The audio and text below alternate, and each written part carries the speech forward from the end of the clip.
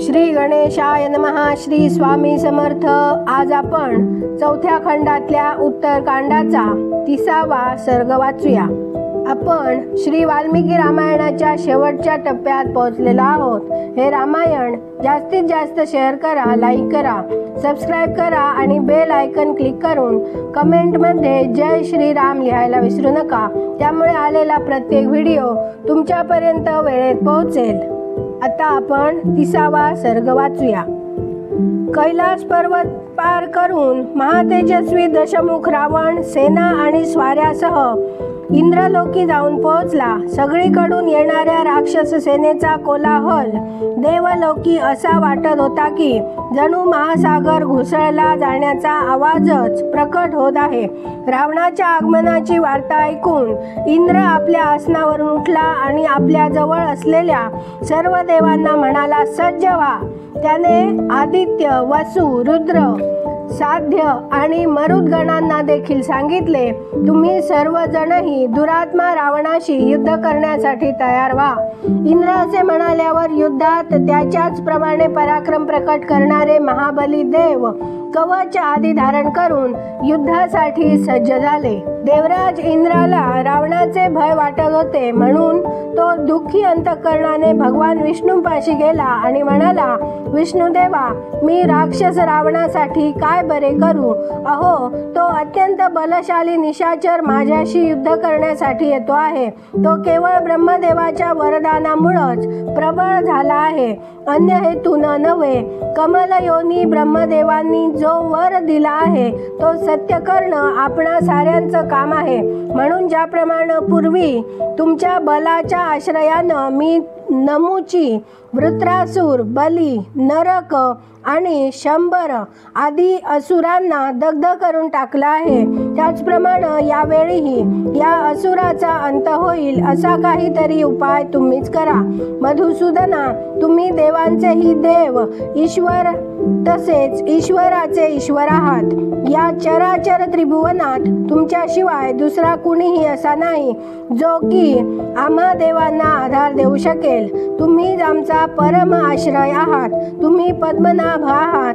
तुमच्याच नाभी कमलातून जगाची उत्पत्ती झालेली आहे. तुम्हीच सनातन देव श्रीमान नारायण आहात. तुम्हीच या तिन्ही लोकाची स्थापना केलेली आहे आणि तुम्हीच मला सुरेश्वर बनविलेला आहे. भगवान, तुम्हीच स्थावर जंगम प्राण्यांसह या समस्त त्रिलोकाची सृष्टी निर्माण केली आहे आणि प्रलय काळात संपूर्ण भूत तुमच्यातच प्रवेश करतात. म्हणून देवदेवा, तुम्हीच मला एखादा असा अमोघ उपाय सुचवा की ज्यानं माझा विजय होईल. का तुम्ही स्वतःच चक्र आणि तलवार घेऊन रावणाशी युद्ध कराल? इंद्र असे म्हणाल्यावर भगवान नारायण देव त्याला म्हणाले, देवराज, घाबरू नकोस. माझं म्हणणं ऐक. पहिली गोष्ट ही की या दुष्टात्म्या रावणाला संपूर्ण देव आणि असुर मिळूनही मारूही शकत नाहीत आणि पराभूतही करू शकत नाहीत. वरदान मिळाल्यामुळं तो यावेळी दुर्जय झाला आहे.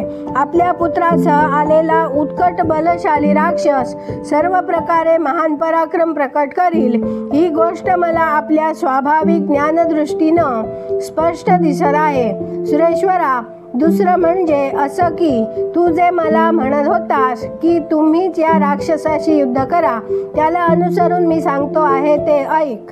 मी यावेळी युद्धस्थळी राक्षस रावणाशी सामना करण्यासाठी जाणार नाही. या विष्णूचा हा स्वभाव आहे की तो संग्रामात शत्रुवध केल्याशिवाय मागं फिरत नाही. परंतु यावेळी रावण वरदानानं सुरक्षित आहे, म्हणून त्याच्यावर विजय संपादण्याची माझी इच्छा यावेळी पूर्ण होणं कठीण आहे. परंतु देवेंद्रा, शतक्रतो, मी तुझ्या समोर या गोष्टीची प्रतिज्ञा करतो की वेळ आल्यावर मीच या राक्षसाच्या मृत्यूचं कारण होईन. मीच रावणाला त्याच्या अग्रगामी सैनिकांसह मारीन आणि देवांना आनंदित करीन. परंतु हे तेव्हाच होईल की जेव्हा मी जाणून घेईन की याच्या मृत्यूची वेळ येऊन ठेपली आहे. देवराज, या साऱ्या गोष्टी मी तुला नीटपणानं सांगितल्या.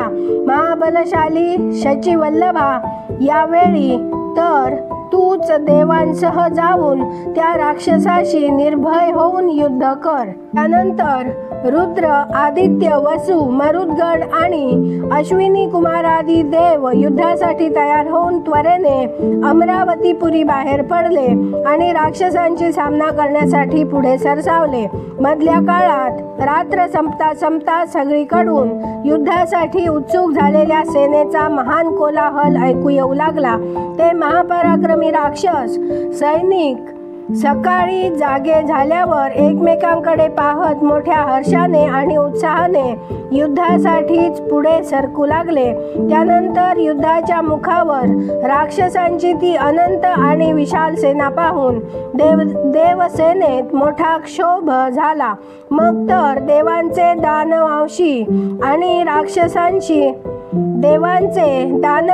आणि राक्षसांशी भयंकर युद्ध जुंपले. भयंकर कोलाहल झाला आणि दोन्हीकडून नाना प्रकारच्या शस्त्रास्त्रांचा वर्षाव सुरू झाला.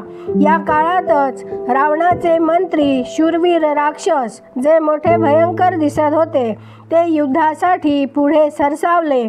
मारीच, प्रहस्त, महापार्श्व, महोदर, अकंपन, निकुंभ, शुक, सारण, सम्राद, धूमकेतू, महादंष्ट्र, घटोदर, जांबुमाली, महाराध, विरूपाक्ष, सुप्तघ्न, यज्ञकोप, दुर्मुख, दूषण, खर, त्रिशिरा, करविराक्ष, सूर्यशत्रू, महाकाय, अतिकाय, देवांतक आणि तसेच नरांतक या सर्व महापराक्रमी राक्षसांनी घेरलेल्या महाबली सुमालीने, जो रावणाचा आजा होता, त्याने देवसेनेत प्रवेश केला. त्याने क्रुद्ध होऊन नाना प्रकारच्या पाजळलेल्या शस्त्रास्त्रांद्वारे समस्त देवांना ज्याप्रमाणे वायू ढगांना छिन्न विच्छिन्न करून टाकतो, त्याचप्रमाणे मारून पळवून टाकले. निशाचरांचा मार खाऊन देवांनी ती सेना सिंहाद्वारे पाठलाग झालेल्या हरिणीप्रमाणे सर्व दिशांना पळून गेली. त्याच वेळी वसुगणांपैकी 8व्या वसूने, ज्याचे नाव सावित्र आहे, त्याने समरांगणात प्रवेश केला. तो नाना प्रकारच्या शस्त्रास्त्रांनी सुसज्ज तसेच उत्साही सैनिकांसह आला होता. त्याने शत्रुसेनेला संत्रस्त करीत रणभूमीवर पदार्पण केले. त्याच्याशिवाय अदितीचे 2 महापराक्रमी पुत्र त्वष्टा आणि पुषा यांनी आपल्या सेनेसह एकाच वेळी युद्धस्थळात प्रवेश केला.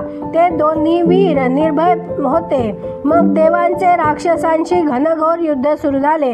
युद्धापासून मागे न हटणाऱ्या राक्षसांची वाढती कीर्ती ऐकून आणि पाहून देव अत्यंत खवळलेले होते.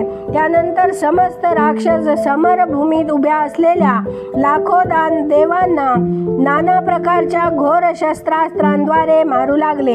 अशाच प्रकारे देवही महान बलपराक्रमाने संपन्न घोर राक्षसांना समरांगणात चमकदार शस्त्रास्त्रांनी मारून यमलोकी धाडू लागले. तेवढ्यात सुमाली राक्षसाने क्रुद्ध होऊन नाना प्रकारच्या आयुधांद्वारे देवसेनेवर आक्रमण केले. त्याने अत्यंत क्रुद्ध होऊन ढगांना छिन्न विच्छिन्न करणाऱ्या वायूप्रमाणे आपल्या तरतरांच्या तीक्ष्ण शस्त्रास्त्रांद्वारे समस्त देवसेनेचा विध्वंस करून टाकला. त्याच्या महान बाणांच्या आणि भयंकर शूलांच्या तसेच प्रासांच्या वर्षावाने मारले जाणारे सारे देव युद्धक्षेत्रात संघटित होऊन उभेही राहू शकले नाहीत. सुमालीद्वारे देव पळवून लावलेले गेल्यावर 8व्या वसूला सावित्रला मोठा राग आला. तो आपल्या राक्षस सेनेसह येऊन त्या प्रहार करणाऱ्या निशाचरासमोर उभा राहिला. महातेजस्वी सावित्र इंद्राने युद्धस्थळी आपल्या पराक्रमाद्वारे सुमालीला पुढे सटकण्यास प्रत्याव केला. सुमाली आणि वसु दोघांपैकी कोणीही युद्धात मागे सरकणारे नव्हते, म्हणून त्या दोघात महान आणि रोमांचकारी युद्ध जुंपले. त्यानंतर महात्मा वसूने आपल्या विशाल बाणांनी सुमालीचा सर्प जुंपलेला रथ क्षणात तोडून फोडून खाली टाकला. युद्धस्थळी शेकडो बाणांनी घेरलेला सुमालीचा रथ नष्ट करून वसूने त्या निशाचराच्या वधासाठी कालदंडाप्रमाणे एक भयंकर गदा हातात घेतली. तिचा अग्रभाग अग्नीसारखा प्रज्वलित होत होता. ती घेऊन सावित्रने सुमालीच्या मस्तकावर फेकून मारली. त्याच्यावर कोसळणारी ती गदा उल्केसारखी चमकली. जणू इंद्राद्वारे सोडली गेलेली विशाल अशी ती मोठ्या गडगडाटासह एखाद्या पर्वत शिखरावर कोसळावी तसा भास झाला. तो आघात होताच समरांगणात सुमाली गतप्राण झाला. न त्याच्या हाडांचा ठाव ठिकाणा राहिला, न मस्तकाचा, न कोठे त्याचे मांस दिसले. ते सर्व काही त्या गदेच्या आगीत भस्मसात झाले. युद्धात सुमाली मारला गेलेला पाहून ते सर्व राक्षस एकमेकांना पुकारीत एकत्रच चहूबाजूंना पळत पांगले. वसूद्वारे तुडविले जाणारे ते राक्षस समरभूमीवर उभेही राहू शकले नाहीत. इथे 30वा सर्ग पूर्ण झाला. उद्या आपण 31वा सर्ग वाचूया. धन्यवाद. जय जय श्रीराम.